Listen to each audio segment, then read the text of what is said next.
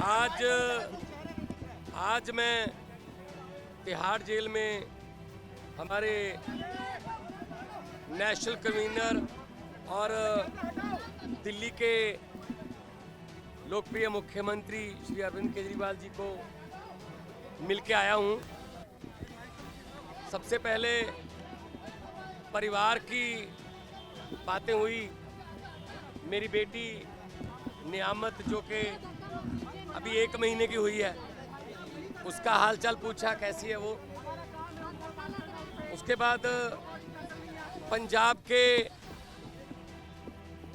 लोगों की, किसानों की फसल क्योंकि इस बार मंडियों में अब आ रही है, तो उन्होंने पूछा कि पैदावार कैसी है इस बार, और जो किसानों का जो डायरेक्ट जो ट्रांसफ़र है पैसे की, जो सीसीएल की फसल का पैसा, उसमें कोई बाधा तो नहीं आ रही, या कोई चुनाव आचार संहिता की वजह से पंजाब में कोई ऐसी सहूलत जो रोक ली हो। मैंने कहा जी बिल्कुल नहीं है, निरंतर सुविधाएं चल रही हैं, बिजली भी फ्री चल रही है, मंडियों में एक एक दाना जो गेहूं का आएगा वो हम रिकॉर्ड पैदावार करके 130 लाख मीट्रिक टन देश के सेंट्रल पूल में दे रहे हैं, और पैसे भी उसी दिन ट्रांसफ़र हो रहे हैं। और जो हाड़ी बोलते हैं पंजाबी में इसको, तो ये गेहूं का सीज़न जो है वो अभी चरम सीमा पे है।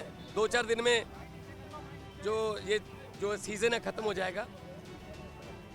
और सबसे बड़ी बात जो आज मैं आपको बतानी चाहता हूं, जो मैं अरविंद केजरीवाल जी को बताई, कि आज ही रिजल्ट आए हैं पंजाब में सरकारी स्कूल के 158 बच्चों ने 158 सरकारी स्कूलों के 158 बच्चों ने जेईई का परिणाम जो मेन होता है वो पास कर लिया। ये पहली बार हुआ है। इस पर अरविंद केजरीवाल जी बहुत खुश हुए और उन्होंने कहा यही शिक्षा क्रांति हमारे सपनों में थी। उन्होंने कहा कि मेरी तरफ से सभी सरकारी अध्यापकों को और जो 158 बच्चे जिन्होंने जेईई क्लियर किया, उनके माता पिता को, उनके पेरेंट्स को मेरी तरफ से बधाई देना। तो ये पहली बार हुआ है कि सरकारी स्कूलों के बच्चों ने जेईई का परिणाम क्लियर किया, और ये हमारा सपना सच होने वाली बात है। और उन्होंने दिल्ली के बारे में और देश के बारे में भी पूछा। मैंने कहा जी मैं गुजरात होके आया हूँ, भरूच और भावनगर, माइंड ब्लोइंग रिस्पॉन्स है, और लोग, पूरे देश के लोग ये कह रहे हैं कि ये गलत किया अरविंद केजरीवाल के साथ कि उनको पकड़ के अंदर कर दिया।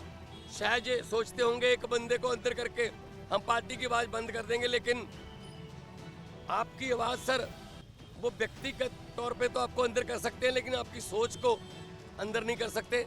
तो हम असम में भी गया, उन्होंने मुझे कहा कि दिल्ली भी आना, और दिल्ली के जो प्रचारक हैं उनको पंजाब में भी लेके जाना है, और कहीं भी इंडिया गठबंधन का कोई, हमारा पार्टी का कोई नेता, अगर वो असम हो, चाहे वो गुजरात हो, चाहे वो महाराष्ट्र हो, चाहे वो यूपी हो, बिहार हो, यहीं भी वो बुलाएं, हमने जाना है।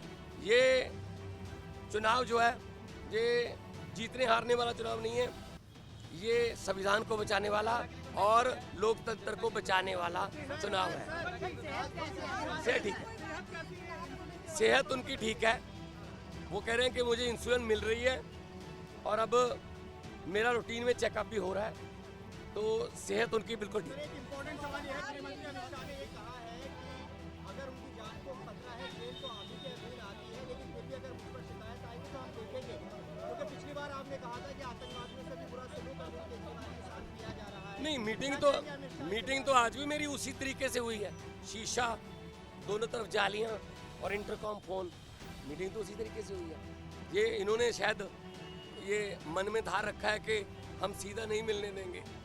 ये इनकी मर्जी हो सकती है, या इनकी नफरत की इंतहा हो सकती है, लेकिन इतना मैं बताना चाहता हूं कि अरविंद केजरीवाल जी की जो सोच है, अरविंद केजरीवाल जी ने जो अंदर से मुझे संदेश दिया वो यही दिया कि लोगों को ये बता देना मेरी फिक्र मत करना, लेकिन वोट जरूर डालना और लोकतंत्र और संविधान को बचाने के लिए वोट डालना, तानाशाही जो आ चुकी है देश में उसको खत्म करने के लिए वोट डालना। बिल्कुल आएंगे। हमारे सारे नेता जो हैं वो हमारे सभी नेता अपनी अपनी जिम्मेदारी लगे हुए हैं। 11 खेलते हैं, बाकी कोचिंग स्टाफ में होते हैं, कुछ नेट में बॉलिंग करते हैं, कुछ नेट में बैटिंग करते हैं, 4 एक्स्ट्रा प्लेयर होते हैं। तो हमारा एक संगठन है, तो जिसकी ड्यूटी जहां भी लगेगी हम वहां जाएंगे। और 4 जून को आम आदमी पार्टी भारत की एक बहुत बड़ी शक्तिशाली राजनीतिक शक्ति बन के उभरेगी। Thank you.